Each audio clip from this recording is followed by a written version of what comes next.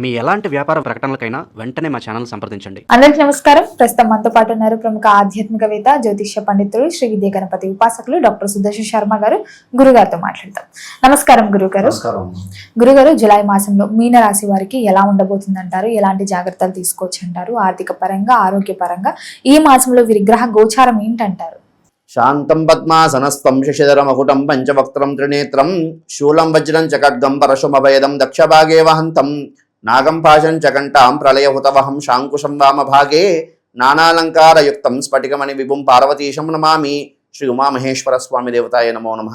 శ్రీ లక్ష్మీనారాయణ స్వామి దేవతాయ నమో నమః. అస్మత్పితు శ్రీ భమిడి వెంకట సుబ్రహ్మణ్య శర్మ పాదారవిందాభ్యో నమో నమః. ప్రధానంగా ఇక మీనరాశి వారి యొక్క మాస ఫలితాలు తెలియజేసుకోబోయే ముందు ఏ నక్షత్రం వారు ఈ మీనరాశి వారికి సంబంధించిన వారు అవుతారనే విషయం తెలుసుకుందామమ్మా. ముఖ్యంగా పూర్వాభాద్ర నక్షత్రం 4వ పాదం వారు, అదేవిధంగా ఉత్తరాభాద్ర నక్షత్రం 1, 2, 3, 4 పాదాల వారు, అదేవిధంగా రేవతి నక్షత్రం 1, 2, 3, 4 పాదాల వారు ఈ మీనరాశి వారికి సంబంధించిన వారు అవుతారమ్మా. అయితే ప్రధానంగా ఈ మీనరాశి వారికి జన్మంలో శని సంచారం నడుస్తున్నది. అదేవిధంగా వ్యయస్థానంలో రాహు సంచారం, అదేవిధంగా వీరికి సంబంధించి పంచమంలో శుభగ్రహాలైనటువంటి గురుడు, శుక్రుడు, అదేవిధంగా బుధుడు ఈ సంచారం, అదేవిధంగా షష్ఠ స్థానంలో కేతు సంచారం. ఇది గ్రహస్థితి.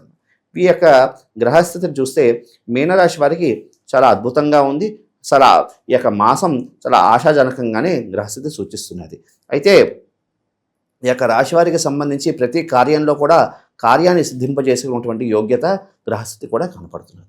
మరి విద్యార్థులకు ఎలా ఉంటుందంటారండి? ఈ యొక్క మీనరాశి వారికి సంబంధించి విద్యార్థులకి చాలా అద్భుతంగా ఉందమ్మా. ఎందుకంటే వీరికి దాని అంటారు పంచమ స్థానంలో గురు సంచారం వల్ల విద్యా విషయంలో చాలా ఉత్తమమైనటువంటి పరీక్షల్లో కూడా ఉత్తమమైనటువంటి ఫలితాలు ఉత్తీర్ణులై ఉత్తమమైనటువంటి ఫలితాలు కలగడానికి అవకాశం అనేది ఉన్నది.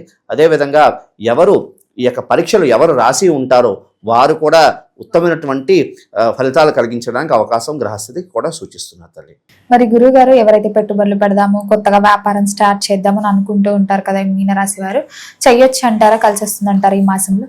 ఈ యొక్క మీనరాశి వారికి సంబంధించి వ్యాపార నిమిత్తార్థం ప్రయత్నం చేస్తున్నారు, వాళ్ళకి ఖచ్చితంగా అనుకూలమైనటువంటి కాలం తల్లి. అదేవిధంగా కానీ కాస్త పెట్టుబడులు పెట్టే విషయంలో కానీ, కాస్త పార్ట్నర్షిప్ వ్యాపారాలు చేసే వాళ్ళకి మాత్రం కాస్త జాగ్రత్తలు తీసుకుని 1-2 సార్లు ఆలోచించుకుని అడుగు వేయడం ద్వారా ఉత్తమమైనటువంటి ఫలితాలు కలగడానికి అవకాశం కూడా సూచిస్తున్నది. అదేవిధంగా ఈ మీనరాశి వారికి ముఖ్యంగా ఒక సూచన ఏమిటి అంటే కాస్త సెంటిమెంట్ వస్తువులు పోయే గ్రహస్థితి సూచిస్తున్నదమ్మా. కాబట్టి ఈ విషయంలో కాస్త జాగ్రత్తలు తీసుకోవడానికి ముఖ్యమైనటువంటి సూచన. అదేవిధంగా ఈ యొక్క రాశి వారికి సంబంధించి కాస్త వాహనం నడిపేటప్పుడు జాగ్రత్తలు తీసుకోవాలి. వాహన ప్రమాదాలు జరగచ్చు. వాహనంలో కాగితాలు ఇవన్నీ పెట్టుకోవడం, అంటే వాటికి సంబంధించినటువంటి కాగితాలు పెట్టుకోకపోవడం వల్ల ఇబ్బందులు కలిగేటువంటి గ్రహస్థితి కూడా సూచిస్తున్నది. కాబట్టి ఈ మీనరాశి వారు ఈ సూచన ప్రధానంగా పాటించాల్సినటువంటి ప్రధానమైనటువంటి సూచన. మరి గురుగారు, ఎవరైతే విదేశాలకు వెళ్ళాలి అనుకుంటున్నారో విదేశీ యోగం కూడా ఉందంటారు? విదేశీ యోగం అయితే ప్రస్తుత మాసం అంత అనుకూలంగా లేదమ్మా. ఎందుకంటే వీరికి ఏలినాటి శని అనేది నడుస్తున్నది. తత్కారణం చేత ప్రతి విషయంలో ఆలస్యం అనేది జరుగుతూ ఉంటుంది. ఈ ప్రస్తుత కాలం అంతా ఈ మాసం అంత అనుకూలంగా లేదు. రానున్న భవిష్యత్ కాలంలో వీటికి సిద్ధింపజేసే యోగ్యత కనపడుతుంది.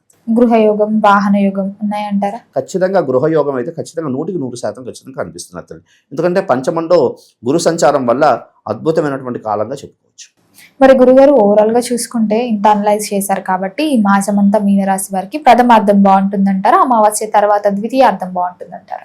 ముఖ్యంగా ఇవంతా అనాలిసిస్ చేసుకుంటే మనకి ప్రథమార్థం కన్నా ద్వితీయార్థం బాగుంటుందమ్మా శిరీష.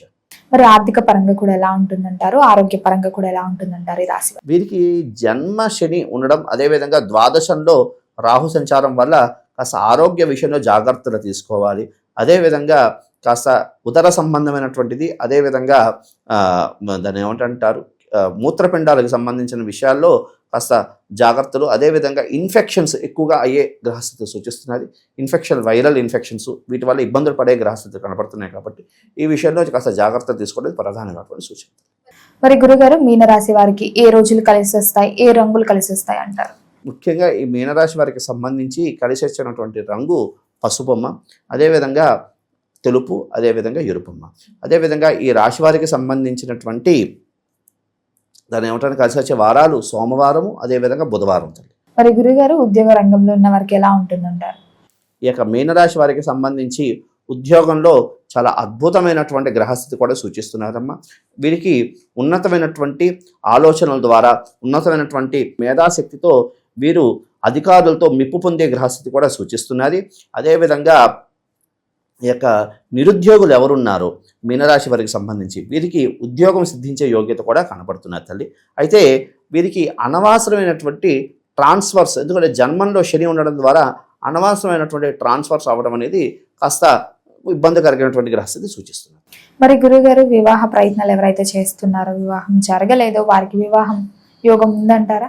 ముఖ్యంగా ఈ యొక్క మీనరాశి వారికి సంబంధించి రాశ్యాధిపతి అయినటువంటి గురుడు పంచమంలో ఉండడం ద్వారా, అది పంచమంలో ఉచ్చస్థానంలో ఉండడం ద్వారా ఖచ్చితంగా వివాహం సిద్ధించే యోగ్యత అయితే కనపడుతున్నదమ్మా. అదేవిధంగా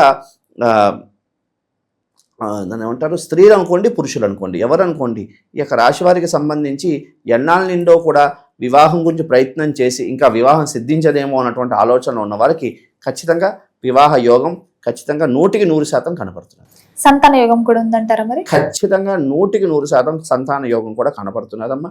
ఈ మీనరాశి వారికి సంబంధించి పుత్రకారకుడైనటువంటి గురుడు పంచమంలో ఉండడం ద్వారా ఖచ్చితంగా సంతానం ఖచ్చితంగా కలుగుతుంది. ఎక్కువ శాతం పురుష సంతానాన్ని కలగడానికి కూడా గ్రహస్థితి సూచిస్తున్నారు. మరి గురుగారు, కుటుంబ వాతావరణం కూడా ఎలా ఉంటుందంటారు? కుటుంబ వాతావరణం కూడా చాలా అద్భుతంగా ఉందమ్మా. అయితే వీరికి సంబంధించి కాస్త జన్మంలో శని ఉండడం ద్వారా కాస్త, అదేవిధంగా వ్యయస్థానంలో రాహు సంచారం ద్వారా కాస్త కుటుంబంలో ఆర్థిక పరమైనటువంటి కాస్త జాగ్రత్తలు, కొంచెం ఖర్చులు ఎక్కువ అవడం ద్వారా కుటుంబంలో చిన్నపాటి గొడవలు, చికాకులు అనేది సూచిస్తున్నది. కాస్త సర్దుకుపోతే ఆ యొక్క పరిహారాలను కాస్త జాగ్రత్తలు తీసుకుని కాస్త మాటను నియంత్రించుకుని సర్దుకుపోతే కలహాలన్నీ కూడా దాన్ని ఏమంటారు. మరి గురుగారు, ఈ మాసంలో వీరు ఏ దైవనామస్మరణ చేస్తే బాగుంటుందంటారు? ఎలాంటి పరిహారాలు చేసుకుంటే ఈ మాసం అంతా కలిసి వస్తుందంటారు మీనరాశి వారికి? ఈ యొక్క మీనరాశి వారికి ప్రతి శనివారము, అలాగా 9 శనివారాలు ఖచ్చితంగా శనేశ్వర దేవాలయంలో అభిషేకం చేయించుకుని తమలపాకు మీద శ్రీరామ అని సింధూరంతో రాయించుకుని వెంటనే హనుమంతుడి దేవాలయానికి వెళ్ళి ఆంజనేయ స్వామి వారికి సింధూర లేపనం చేసి ఈ యొక్క తమలపాకులతో అర్చన చేయడం ద్వారా ఉత్తమమైనటువంటి ఫలితాలు కలగడానికి అవకాశం ఉన్నది. అదేవిధంగా ఈ యొక్క రాశివారు ప్రతి మంగళవారం కూడా మానసాదేవి దేవాలయానికి వెళ్ళి అమ్మవారికి చక్కగా పాలతో అభిషేకం చేయించుకుని, లేదు అంటే అక్కడ చాలామంది కొన్ని ఊళ్ళో మానసాదేవి దేవాలయం అనేది ఉండదమ్మా. లేనప్పుడు ఎక్కడ నాగబంధనాలు ఉంటాయో అక్కడైనా వెళ్ళి చక్కగా బెల్లాన్ని నివేదన చేయడం ద్వారా ఉత్తమమైనటువంటి ఫలితాల గ్రహస్థితి సూచిస్తున్నారు. గురుగారు, మొత్తం మీద జూలై మాసంలో మీనరాశి వారికి ఎలా ఉంది, ఎలాంటి జాగ్రత్తలు తీసుకోవాలి, ఏ పరిహారాలు చేయాలి, ఏ దైవ నామస్మరణ తెలియజేసినందుకు ధన్యవాదాలండి. శుభమస్తు తల్లి.